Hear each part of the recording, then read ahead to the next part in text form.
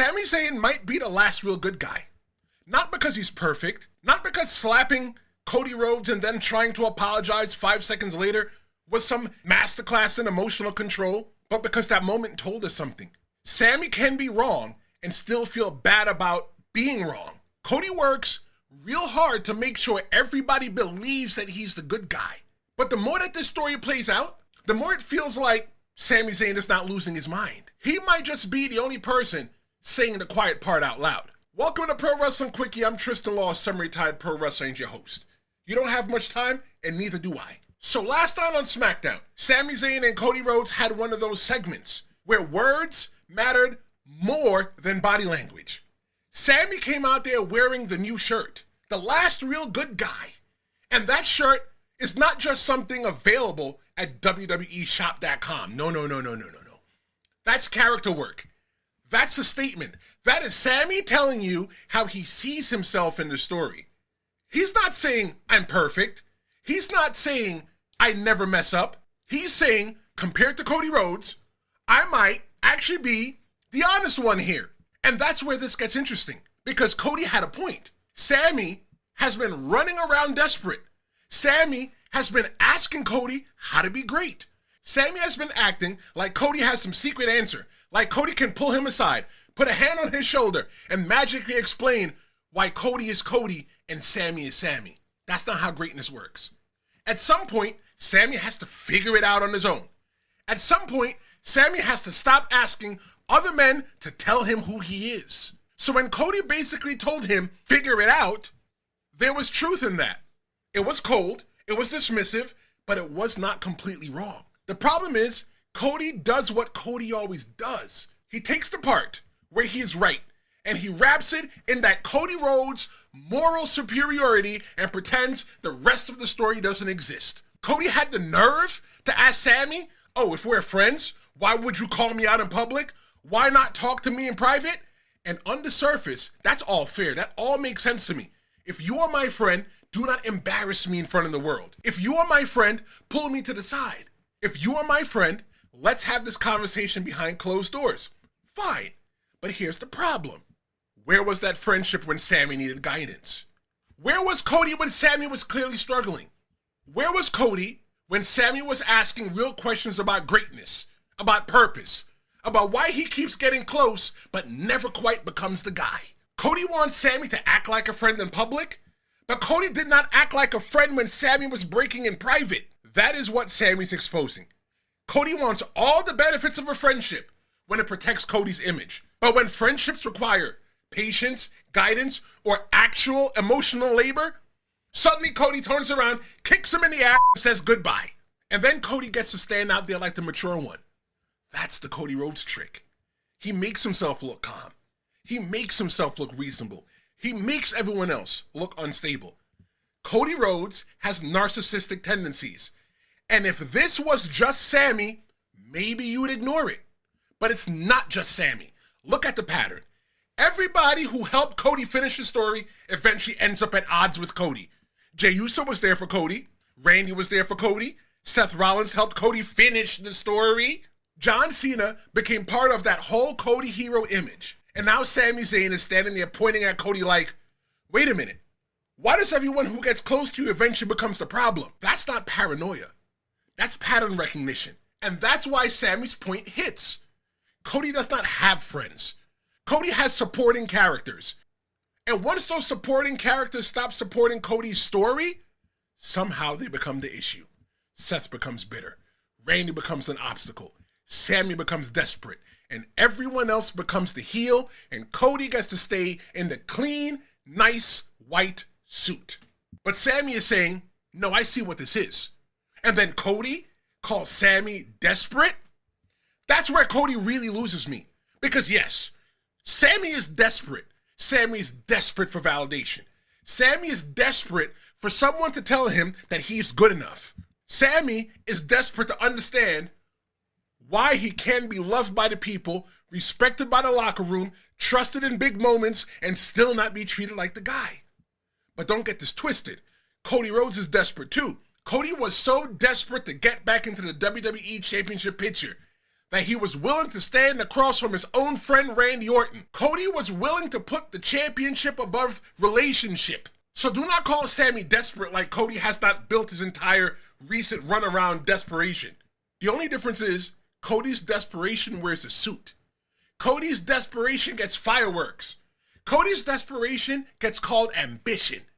When Sami wants to be great, he's needy. When Cody wants the championship, he is determined. When Sami questions a friend in public, now he's wrong. When Cody steps over a friend for the title, it's just business. That's the double standard that Sami Zayn is fighting against. And this is where the last real good guy shirt matters most. Sami's not presenting himself as a saint. He slapped Cody. He was wrong for that. Cody had every right to slap him back. Me personally, I'm not standing there slapped by another man and going, okay, have a nice day, it's not happening. So Cody slapping Sami back, I got no issue with that. But watch what happens after. Sami slaps Cody, and almost immediately Sami wants to apologize.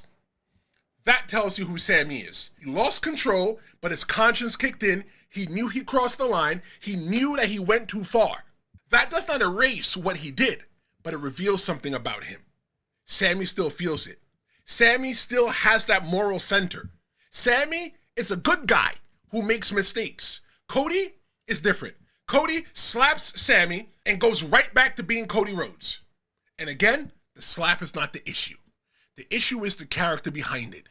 Cody works so hard to make people believe he's this noble, humble, honorable man of the people. The speeches, the tears, the weight belt, the long entrance, the way he asks the audience, what do you want to talk about? Like we are all part of his journey. And that worked. It worked because people believed they were helping Cody finish the story. But now that Cody has the WWE Championship, the question becomes uncomfortable. Does Cody still need the people? Before Cody had the belt, he would give fans the weight belt. That was a symbol. It told the audience, you are a part of this. It made Cody feel accessible. It made Cody feel generous. It made Cody feel like the people were not just watching the story, they were carrying it with him. But now that Cody has the real belt, does he still need to give them anything? That is not a small detail in wrestling. Details matter. Presentation matter. And when Sami is calling out the difference between being good and being good at looking good, that is the story. Cody may not be a cartoon villain. That would be way too easy. Storyline Cody is way more interesting than that. He's the type of good guy who believes his own branding. He says the right things. He smiles at the right time. He gives the emotional promo. He hugs the right people. He makes the crowd feel included when he needs them. But when the championship is involved, friendships become negotiable. When the championship is involved, everybody else becomes expendable. And once someone pushes back, Cody gets to frame them as the problem. That is why Sami Zayn works in this spot. Because Sami's messy. Sami's emotional. Sami's insecure. Sami can be desperate. But some of Sami's flaws come from caring way too much. Cody's flaw is that he cares more about being seen as good than actually being good. And that is a much better story than Sami turned heel. This is not Sami turning heel. This is Sami becoming inconvenient to Cody Rhodes. There's a difference. A heel likes to manipulate the truth. Sami is telling the truth in the ugliest way possible. That is why you're going to dismiss him. That is why you are going to look at the slap. You are going to look at the emotion, you're going to look at the desperation, and you are going to say that Sami is the problem. But maybe that's exactly what Cody wants. Maybe Cody is comfortable when everybody around him looks unstable, because it makes him look even more heroic. That's the real character question. Is Cody Rhodes actually the good guy? Or is he just really good at making sure everyone else looks worse? And that's why I like this story. Because Cody is right about what Sami did. Sami shouldn't have handled it that way. Sami should have never slapped Cody. Sami should not have needed Cody to tell him how to be great. But Sami is right about who Cody is. Cody does not value friendship the way that he claims to. Cody values championships. Cody values the image. Cody values the story when he is the center of it. And once you are no longer useful to that story, he turns the pencil over and erases you from it. You become the obstacle. So yes, Sami Zayn might be desperate, but at least Sami's desperate for meaning. Cody's desperate for goal, and somehow he is still the one calling himself the good guy. That is the line. Sami slapped Cody and immediately wanted to apologize. Cody slapped Sami and immediately went back to being Cody Rhodes. That tells you everything. Sami Zayn might be flawed, emotionally insecure, and wrong for how he handled the situation, but he might still be the last real good guy. Not because he never makes mistakes, but because when he does, he still feels it. Cody just keeps smiling, just keeps talking, and keeps making sure everyone else looks like the problem. I'm Tristen, and that's your Pro Wrestling Quickie. Subscribe for more.